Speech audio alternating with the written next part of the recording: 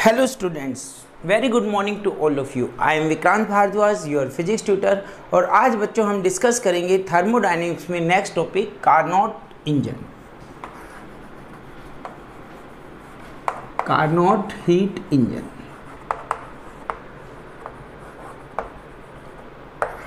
थोड़ा सा lengthy topic है बच्चों, कोशिश करूंगा थोड़ा डिटेल में बताएं ताकि आपको कंसेप्ट के बारे में पता चले, इंजन के बारे में पता चले। डेली लाइफ में हम डील करते हैं बेटा इंजन से, तो इसकी नॉलेज होना आपको ज़रूरी है।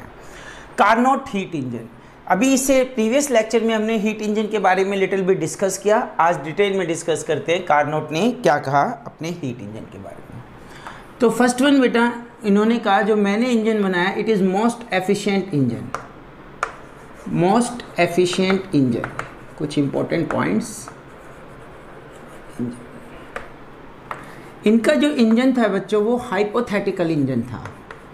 हाइपोथेटिकल इंजन, हाइपोथेटिकल इंजन वो आपको समझ में आएगा जब कंस्ट्रक्शन की बात करेंगे कि कैसे हाइपोथेटिकल था। इन्होंने कहा जो मैंने इंजन बनाया जिस टेम्परेचर डिफरेंस पे अगर दुनिया में कोई भी इंजन बनेगा between same temperature difference, means let us consider इनका जो इंजन है वो T1 source temperature, this is the engine and this is sink T2। तो अगर इन्होंने इंजन बनाया between temperature T1 and T2 source और सिंक टेम्परेचर, कोई भी अदर इंजन बेटा between same temperature source T1 sink T2, उसकी जो एफिशिएंसी होगी या तो कार्नोट के इंजन से लेस होगी या फिर मैक्सिमम उसके बराबर हो सकती है। इससे ज़्यादा एफिशिएंसी वाला कोई भी इंजन नहीं बन सकता। ये हमने डिस्कस किया था बच्चों। तो यहाँ पे Q1 हीट दी गई और इसने वर्क किया W एंड Q2 हीट क्या हो गई, रिजेक्ट हो गई। तो Q1 किसके इक्वल था बच्चों, Q1 is equal to work done plus Q2। तो यहाँ से वर्क डन की वैल्यू क्या आ जाएगी, वर्क डन की वैल्यू आ जाएगी Q1 माइनस Q2। ईटा की वैल्यू थी बेटा वो कैसे निकाली थी हमने, output upon input, output upon input. Output क्या है बच्चों, वर्क डन। इनपुट क्या दे रहे हैं हम इंजन को, हीट, Q1 हीट, और इससे आउटपुट ले रहे हैं। तो आउटपुट की जगह मैंने रखी value Q1 minus Q2 upon Q1, eta efficiency of Carnot engine. तो ये जो फॉर्मूला आया बच्चों Q2 अपॉन Q1, कार्नोट ने कहा ये also equal to T2 upon T1। किसके इक्वल है, T2 अपॉन T1। तो इसमें हम प्रूव करेंगे eta is equal to T2 upon T1। Most efficient engine कहा गया, हाइपोथेटिकल इंजन कहा गया। ऐसा कोई इंजन अगर सेम टेम्परेचर डिफरेंस रेंज में होगा तो उसकी एफिशिएंसी कार्नोट इंजन से कम होगी या फिर इसके बराबर हो सकती है। इससे ज़्यादा एफिशिएंसी का इंजन नहीं बन सकता। और क्या कहा बेटा कार्नोट ने अपने इंजन के बारे में, रिवर्सिबल हीट इंजन है। ये जो इंजन है सभी प्रोसेस क्या है इसकी, रिवर्सिबल, रिवर्सिबल हीट इंजन। और जो पीवी डायग्राम हम डिस्कस करेंगे इसमें इस टाइप का डायग्राम आएगा।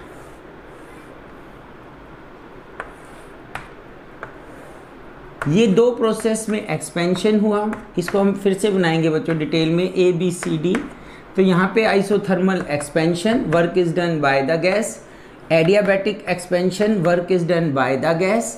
और ये बच्चों कंप्रेशन हुआ, isothermal compression, work is done on the gas, and this is adiabatic compression, work is done on the gas. This is the PV diagram of Carnot cycle. ठीक है, तो यहाँ पे हम वेरियस प्रोसेस में वर्क डन निकालेंगे, efficiency निकालेंगे। ये कुछ पॉइंट है रिगार्डिंग कार्नोट हीट इंजन। तो फिर से देखिए, मोस्ट एफिशिएंट इंजन कहा गया अपने, इसने अपने इंजन को हाइपोथेटिकल इंजन कहा गया क्योंकि इसकी जो कंडीशन थी वो सारी कंडीशन आइडियल मान के चले, पर प्रैक्टिकल लाइफ में बच्चों ऐसा नहीं होता। सेम टेम्परेचर डिफरेंस पे जो ये एफिशिएंसी आएगी कार्नोट इंजन की, किसी अदर इंजन की एफिशिएंसी उससे ज़्यादा नहीं आ सकती, मैक्सिमम उसके बराबर आ सकती है। रिवर्सिबल हीट इंजन है, सभी प्रोसेस इसकी रिवर्सिबल थी। और पीवी डायग्राम की जो साइकिल बनेगा बच्चों पीवी डायग्राम का कार्नोट इंजन में इस टाइप से साइकिल बनेगा। तो अब हम इसमें और डिटेल में डिस्कस करते हैं। ये कुछ ब्रीफ किया था मैंने। देखिए बच्चों यहाँ पे थोड़ी सी लेंथी प्रोसेस है बच्चों, इस वजह से मैंने सारा सेटअप कर लिया, जस्ट आपको समझाना है। कॉम्प्लिकेटेड है, आप थोड़ा सा कंसंट्रेट कीजिए, बिल्कुल आपको अच्छे से समझ में आएगी। तो यहाँ पे हम डिस्कस कर रहे हैं कार्नोट साइकिल की वर्किंग, उसके पार्ट्स क्या क्या हैं। तो बच्चों इसमें मेनली 4 पार्ट्स हैं, कंस्ट्रक्शन में मेनली 4 पार्ट है। This is the piston cylinder arrangement. जैसा कि मैंने आपको बताया ये प्रोसेस है, हाइपोथेटिकल प्रोसेस है। जो कार्नोट ने अपना इंजन दिया वो हाइपोथेटिकल इंजन है, क्योंकि उसने क्या कहा, आइडियल गैस ली बच्चों, आइडियल गैस हमें नहीं मिलती। फ्रिक्शनलेस पिस्टन लिया, वो भी पॉसिबल नहीं है बच्चों। ये जो बेस लिया ये परफेक्टली कंडक्टिंग बेस है। ये जो वॉल्स ली परफेक्टली इंसुलेटिंग या फिर एडियाबैटिक वॉल्स है। ये सारी की सारी कंडीशन बच्चों हाइपोथेटिकल है, ठीक है। आइडियल गैस, फ्रिक्शनलेस पिस्टन, कुछ ना कुछ तो फ्रिक्शन होगा ही बच्चों, ठीक है। Perfectly conducting base, perfectly conducting walls, चलिए जो भी है जैसा भी उन्होंने कहा। तो ये आपका एक पिस्टन सिस्टम अरेंजमेंट नंबर 1। ये एक सोर्स है। सोर्स क्या होता है बच्चों, source is a body which is at higher temperature. इसकी जो कैपेसिटी होती है बच्चों, इनफाइनाइट कैपेसिटी होती है। इसमें से हम कितनी भी हीट एक्सट्रैक्ट कर ले इसका टेम्परेचर फॉल नहीं करेगा। Any amount of heat can be extracted from source does not decrease its temperature. वहीं पे सिंक बेटा एक लोअर टेम्परेचर बॉडी होती है, और इसको हम कितनी भी हीट दे दें, any amount of heat given to the sink, इसका टेम्परेचर इंक्रीज नहीं करेगा। इससे कितनी भी हीट ले लो इसका टेम्परेचर डिक्रीज नहीं करेगा। इसका जो बाउंड्रीज हैं वो क्या है, प्योर कंडक्टिंग्स, ठीक है। और ये बच्चों आपका एक इंसुलेटिंग स्टैंड है। अब प्रोसेस क्या रहेगी इन चारों को, कभी मैं पिस्टन को इस पे रखूँगा, कभी इस पे रखूँगा, कभी इस पे रखूँगा। अलग अलग प्रोसेस में आपको 4 प्रोसेस हैं, जैसा कि हमने पीवी डायग्राम में डिस्कस किया था, वो आपको अच्छे से समझना है। ठीक, अगर देखने से आइडिया लग रहा है बच्चों इसका स्लोप लेस, इसका स्लोप हाई, तो ये आइसोथर्मल प्रोसेस है, और ये क्या है, एडियाबैटिक। दोनों में ही वॉल्यूम इंक्रीज हो रहा है, तो आइसोथर्मल एक्सपेंशन, एडियाबैटिक एक्सपेंशन। जो साइकिल में वर्क होगा जब तक गैस मूव करेगी, ठीक है, गैस एक्सपेंड करेगी, वो इन 2 प्रोसेस में करेगी। उसके बाद इनर्शिया की वजह से, मैंने लास्ट लेक्चर में डिस्कस किया था, व्हील मूव्स आउटवर्ड, बैकवर्ड, और इसकी वजह से क्या होगा, गैस कंप्रेस करेगी। तो वो ये 2 प्रोसेस है, isothermal compression and adiabatic compression. चलिए बच्चों स्टार्ट करते हैं। तो फर्स्ट प्रोसेस जो है अपनी ए से बी, इस प्रोसेस को नाम दिया गया प्रोसेस ए एंड बी। कब हुई बच्चों, जब हमने इसको पिस्टन सिलेंडर अरेंजमेंट को कहाँ पे रखा, बेस पे रखा, सोर्स के पे रखा। तो बच्चों ये देखो, ये कंडक्टिंग बेस है, ये कंडक्टिंग बेस है। तो यहाँ से हीट गैस में जाएगी, ये हायर टेम्परेचर से लोअर टेम्परेचर जाएगी बच्चों। तो हीट जो गई, लेट अस कंसीडर, उसको मैंने Q1 कह दिया। कितना कह दिया, Q1। अब हीट जाएगी बच्चों, तो ये क्या करेगी, गैस एक्सपेंड करेगी, ठीक है। हीट की वजह से इसका टेम्परेचर भी बढ़ सकता है और वर्क भी कर सकती है। तो यहाँ पे हमने क्या किया, इसका जो वेट इसके ऊपर रखे हुए थे, वेट उसको स्लोली रिमूव करना स्टार्ट कर दिया। तो जितनी भी हीट बच्चों मिल रही है वो वर्क में यूटिलाइज हो रही है। किस में यूटिलाइज हो रही है, वर्क डन में। Slowly remove the weight, slowly remove the weight. तो जो ये प्रोसेस है, और कैसी वॉल है बच्चों, इस कंडीशन में ये जो बेस है और इसका सोर्स का कांटेक्ट हुआ, कंडक्टिंग हो गया कंप्लीट। तो हीट फ्लो करेगी, और इसमें जो वर्क डन हो रहा है, वेट को हम रिमूव कर रहे हैं, स्लोली रिमूव कर रहे हैं, पिस्टन मूव आउटवर्ड। तो जैसे ही बच्चों इसको समझिए, पिस्टन बाहर जाएगा, गैस एक्सपेंड करेगी, तो उसका फोल्ड करेगा, टेम्परेचर फोल्ड करना चाहेगा, उतनी ही हीट यहाँ से अंदर आ गई।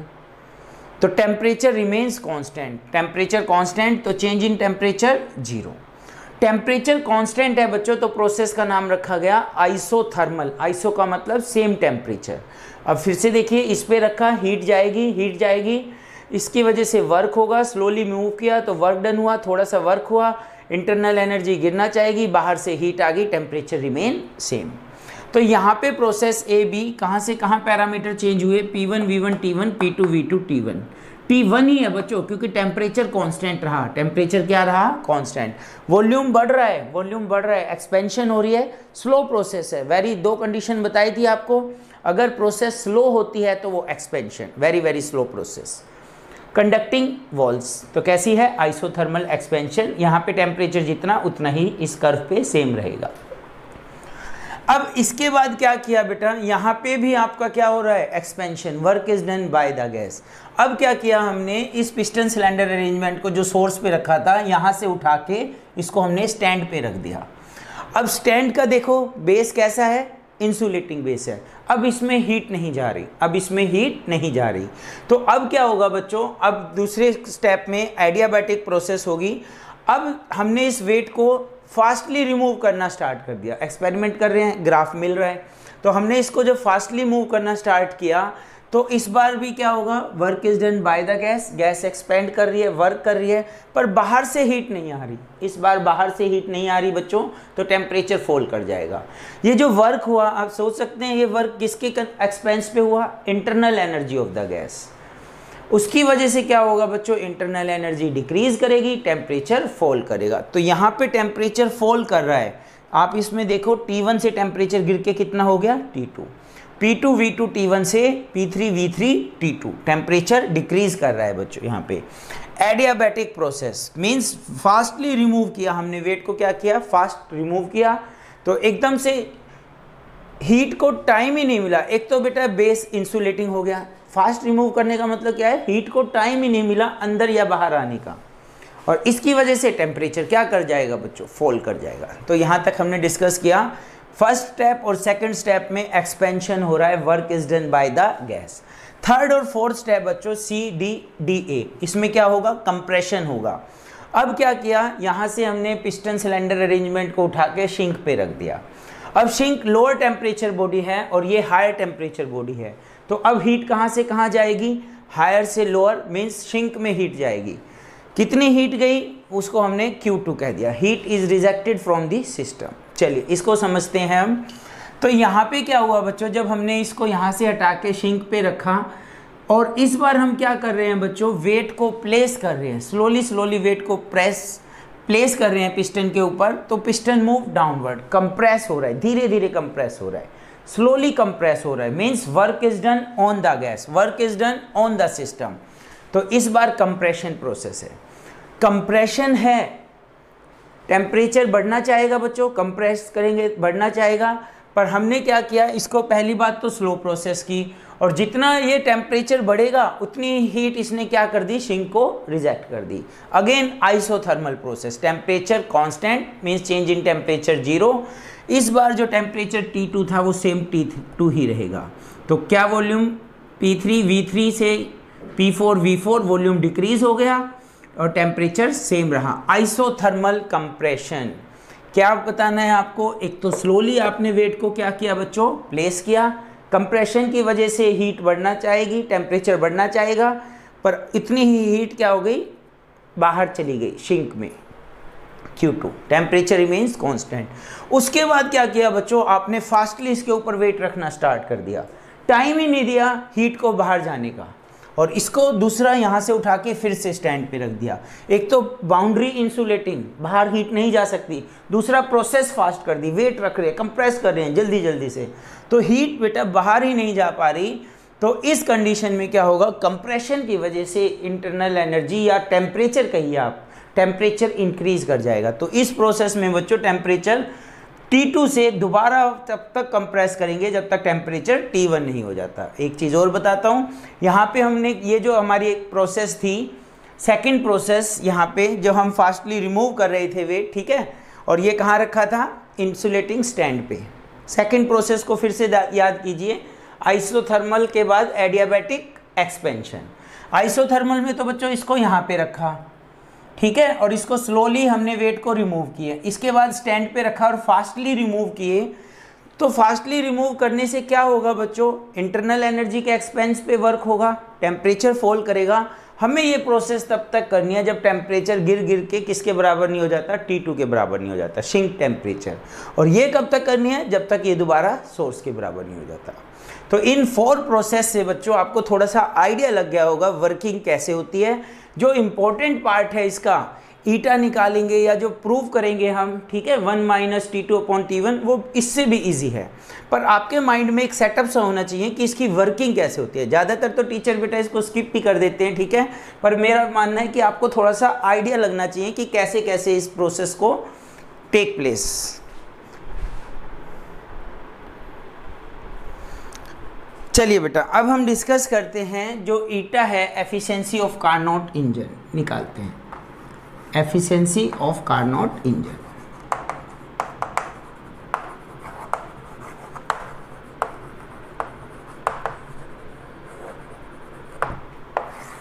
एफिशिएंसी क्या होती है बच्चों? एफिशिएंसी का फॉर्मूला होता है आउटपुट अपॉन इनपुट। अब इंजन के केस से आप क्या चाहते हैं? इंजन से क्या चाहते हैं? क्या उसको हीट देना चाहते हैं? क्या वो हीट रिजेक्ट करना चाहते हैं या वर्क चाहते हैं? इंजन से हम चाहते हैं बच्चों वर्क करे वो। तो आउटपुट क्या चाहते हैं? वर्क। और इनपुट दे क्या रहे हैं बच्चों? उसको हीट दे रहे हैं। और कौन सी हीट? Q1। वर्क कौन सा? W से रिप्रेजेंट किया था। और बच्चों आपको ध्यान हो तो W की वैल्यू क्या आई थी? इस तरह से डायग्राम बना था Q1, this is the engine and this is Q2 is rejected and this is work done. तो W की वैल्यू क्या आ गई थी बच्चों? Q1 माइनस Q2, क्योंकि Q1 क्या हो गया? Work done W plus Q2। तो वर्क डन किसके इक्वल आएगा? Q1 minus Q2।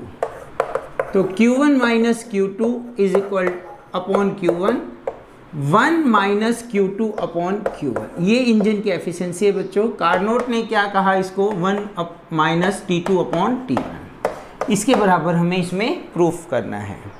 ठीक है, देखिए बच्चों कैसे प्रूफ करेंगे इसको हम, वो देखिए। ये जो W है बेटा, इसमें नेट वर्क डन है। W है वो क्या है? Net work done. इसके लिए बच्चों मैं फिर कहता हूँ आपको अच्छे से क्या आनी चाहिए? Process adiabatic and isothermal. तो ये हो गया P1 V1 T1 AB process isothermal expansion. इसमें हीट गई थी Q1 और यहाँ पे क्या आ गया था बच्चों? P2 V2 T1। फिर अगेन ये एडियाबैटिक P3 V3 T2 और उसके बाद ये कंप्रेशन आइसोथर्मल कंप्रेशन, इससे हीट निकली Q2 और ये फिर again adiabatic compression DA। D कितना आ गया था बच्चों? P4 V4 T2 और फिर से T1। ये हमारा ग्राफ बना था PV डायग्राम। अब वन बाय वन डिस्कस करते हैं। First one isothermal process. Isothermal process जो वर्क है बच्चों, फर्स्ट प्रोसेस है तो वर्क डन को मैंने लिख दिया W1। Is it clear? तो W1 की वैल्यू क्या होगी बच्चों इस प्रोसेस में? बताओ, इस प्रोसेस में। तो इसका फॉर्मूला होता है, general formula, nRT log to the base E final volume minus initial volume. तो टेम्परेचर कितना है बच्चों throughout the process? T1। Final volume कितना है? V2। Initial volume V1। एक चीज़। दूसरी चीज़ बच्चों, आइसोथर्मल प्रोसेस है तो टेम्परेचर क्या रहेगा? कांस्टेंट। टेम्परेचर कांस्टेंट तो चेंज इन टेम्परेचर कितना? 0। तो इंटरनल एनर्जी कितनी? 0। तो फर्स्ट लॉ ऑफ थर्मोडायनेमिक्स में Q इज इक्वल टू किसके इक्वल था? W plus delta U। तो इस प्रोसेस के लिए U 0। तो हीट और वर्क क्या होंगे बच्चों? इक्वल। तो ये जो वर्क आया है यही हमारी हीट है।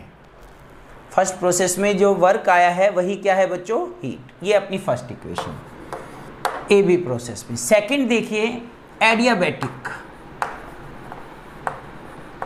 Adiabatic expansion.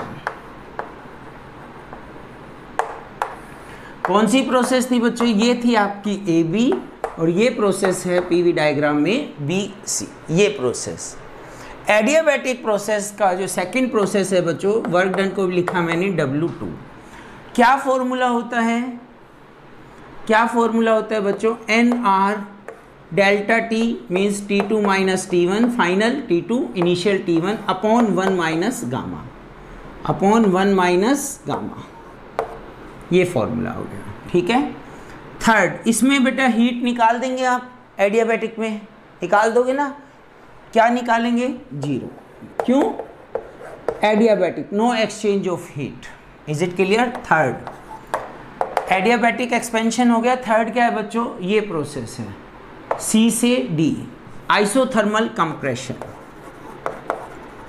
आइसोथर्मल कंप्रेशन कौन सी प्रोसेस बच्चों? CD। तो अगेन आइसोथर्मल है तो वही रहेगा, W3 कह दिया। थर्ड प्रोसेस है NR, टेम्परेचर कितना है इस प्रोसेस में? T2।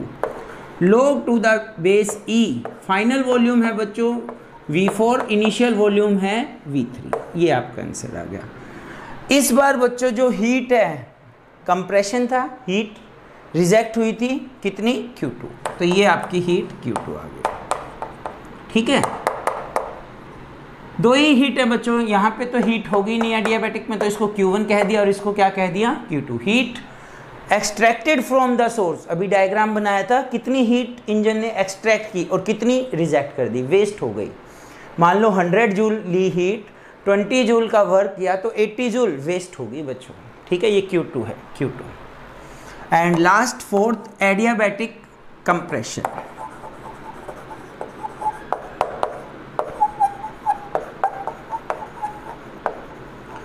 एडियाबैटिक कंप्रेशन प्रोसेस में दिखाई गई बच्चों D से A तक। अगेन W4 फोर्थ प्रोसेस है, ठीक है, तो यहाँ पे क्या हो जाएगा, NR delta T, final volume क्या है बच्चों, T1 minus T2 upon 1 minus gamma, upon 1 minus gamma. आपको कंफ्यूज नहीं होना बच्चों कि कंप्रेशन है माइनस साइन लगेगा या एक्सपेंशन है प्लस साइन लगेगा। ऑटोमेटिकली ये लॉग की फॉर्म है तो ये ऑटोमेटिकली ही माइनस प्लस आ जाएगा। जैसे कि T1 ग्रेटर था आपका, यहाँ पे देखो आप T1 ज़्यादा है T2 कम है तो ये माइनस आ गया ना, तो T2 माइनस T1 और ये 1 माइनस गामा, तो यहाँ पे इसकी वजह से ये ऑटोमेटिकली अगर एक्सपेंशन है तो पॉजिटिव आएगा और कंप्रेशन है तो नेगेटिव आएगा, अपने आप आएगा। अब आपको निकालना है बच्चों work done, net work done. तो net work done means W1, W2, W3 plus W4, सभी को आपने ऐड कर दिया। अब आप कंसंट्रेट कीजिए इस वर्क पे, W2 पे और W4 पे। क्या ये वर्क आपस में इक्वल है दोनों और अपोजिट है, इक्वल एंड अपोजिट। ये क्या था बच्चों, T2, T1 माइनस T2। तो ये दोनों वर्क बच्चों आपस में क्या हो जाएंगे, T2 और T4 कैंसिल। क्या रह गया network work, W1 plus W3, W1 plus W3, ये नेटवर्क। और heat given to the system Q1, this is the heat, तो ईटा निकल जाएगा, ईटा निकल जाएगा। तो ईटा का फॉर्मूला है बच्चों एफिशिएंसी का W1 plus W3 upon Q1। W1 की वैल्यू बोलिए nRT1 log to the base E V2 upon V1 plus nRT2 log to the base E, कौन सी है, W3। W3 में क्या था बच्चों, V4 upon V3 divide by Q1, heat given to the system. Q1 कितना है, nRT1 log to the base E V2 upon V1। ठीक है, यहां तक एक बार नोट डाउन कीजिए।